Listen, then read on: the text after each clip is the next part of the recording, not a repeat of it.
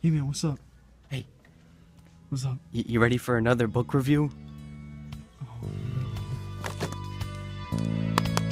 Oh no. Let's get right into the news! About a month ago, I made a video where I reacted to a handful of big YouTuber roast yourself challenges.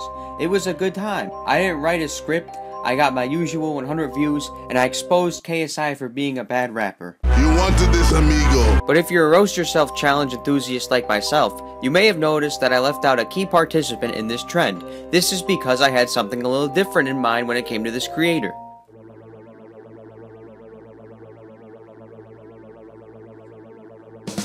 Lilly Singh, aka iisuperwomanii, is a popular YouTuber with almost 13 million subs and a ton of recognition from YouTube. She is frequently featured on the trending tab, displayed on buses and billboards, and even played a significant role in the 2015 and the 2016 YouTube Rewind. She also has a YouTube Red documentary based on her world tour, A Trip to Unicorn Island, which shares the same name as the film. In June of 2016, during the pinnacle of the Roast Yourself Challenge, it came to my attention that Lilly had a book coming out. So I decided to purchase the book at my local Target and give it a read, because whether you like it or not, Superwoman delineates every content creator on this website. I may not be the biggest fan when it comes to her videos, but you know, I wanted to at least give her a chance when it came to her more intimate material. And boy, was it bland. So as you may see, my copy comes with a 30% off Target sticker, which I'm pretty sure a lot of you don't have that on your copy if you have this. This is the cover. Obviously, you see it all around if you look at books online, I think, and you get this powerful picture of her that looks like she's in a magazine, which you'll see a lot. But without the cover sleeve, you get this eye-bleeding red. Oof, eye-bleeding red. Bawse is spread with this light blue that doesn't really go with the cover, but you know, color theory is just a theory. That W doesn't look bad. That W doesn't look freaking terrible, right? The pages in the book feel like a textbook. There's product placements. Look at this. How to be a Bawse. Oh wait, an Everlast product placement. And the thing is, the Everlast product placement is in the middle of the page. So your eyes shoot right to the product placement instead of the title of the book, which is in the corner. But my biggest problem is with how the book's designed is, look at that. Look at that.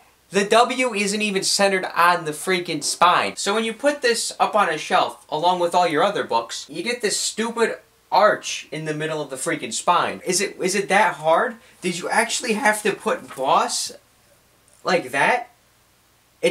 It's dumb. It's bad looking. It's got 50 chapters and just over 300 pages. Every chapter ends on an odd number page because every chapter begins with a 2-page thing. Oh wow. There's one page where she looks like she's in a magazine, and there's another page where it's the chapter and it's the title of the chapter. This results in certain pages in chapters where you have full quotes. These portraits aren't even bad pictures, too. Like, look at all of them. Look at these pictures. Lily's just freaking gorgeous. So, before you get into the chapters of the book, there's this part where you get the rules for reading this book. The rules prepare you to be offended while reading the book. But the book isn't offensive at all. It's full of feel-good jokes, but it's okay. You guys can just do this statements. Like, oh wow, you're not responsible? Well, here, I'll give you some advice on how to be responsible. Don't worry. Want me to give you a back rub too? Oh, that's okay. Here's a pat on the back for trying. I mean, I would go as far as to say this book is so inoffensive that it's offensive. A good example of that is Chapter 7, Call Yourself Out. You get to the first page of Call Yourself Out, and big, bold, and red it says, making mistakes is cool. What was the point of calling myself out if mistakes are cool? Then it continues saying, there seems to be this misconception that making mistakes makes you weak or stupid or somehow less of a person, but the truth is making mistakes brings you one step closer to success. Whoop-de-freaking-do. Like, come on, what's the point of calling yourself out? You should be saying, give yourself hugs and kisses. Here's some more from this chapter, and when you have the integrity to take ownership of those mistakes, the people around you will take notice. Wow, it just sounds like a boss is a person who takes responsibility for their own actions. I didn't need a dumb book to tell me how to be a big boy. I'll be back. Get this book out of here. This book is just boring, okay? It's cookie cutter garbage that just anybody could regurgitate onto a page. She writes about how she went on the Jimmy Fallon show and announced the book, and she made a big announcement video even before she was done writing the freaking book. The book isn't challenging and it has nothing new to offer. Yes, you can argue that there's fresh material in here, but when she obsesses about kissing Seth Rogen at a video shoot, puts it in a vlog, discusses it in the vlog, shows it off in the vlog, and then decides to write about it in this book, it gets old pretty fast, okay? And if you wanted to do that, don't produce a book and market it as a self-help book, okay? Just write an autobiography like every other typical tuber on this freaking website. Look, even this guy on the BBC thinks it's a biography. So I was reading your biography last night, and it says in there... Speaking of the BBC, I've also seen interviews where she... I'll tell you one of my favorites. It is Play Nintendo. It happens to be the first chapter. And you know what? I would want to stop reading this after the first chapter too. Speaking of favorite chapters, my favorite chapter is chapter 15, Schedule Inspiration. This is where she explains how, quote, watching shows and movies has become a part of my work. Hashtag bless life. Then she describes how watching Game of Thrones, Walking Dead, and Stranger Things has influenced her content. With her source of inspiration in mind, let's check out her channel. Oh wow, who needs original ideas conceived from inspiration when you can just base your videos on TV shows that gave you the inspiration? Wow, I love Game of Thrones diss tracks. So to end my part of the review, I would like to share something from the book with you guys. It's in chapter 17, Aim High. In the beginning of the chapter, she explains how bartering and negotiating a deal works, and by the end she does a callback and she goes, now, I'd like you to give this book 10 stars online. 10 complete stars. What was that? You think it deserves only 7? Fine. What about 8? You know what? Let's agree on 5. 5 stars will do. Thanks. Smiles charmingly. 5 stars on Barnes & Nobles. 5 stars on Walmart. 5 stars on Amazon. Huh.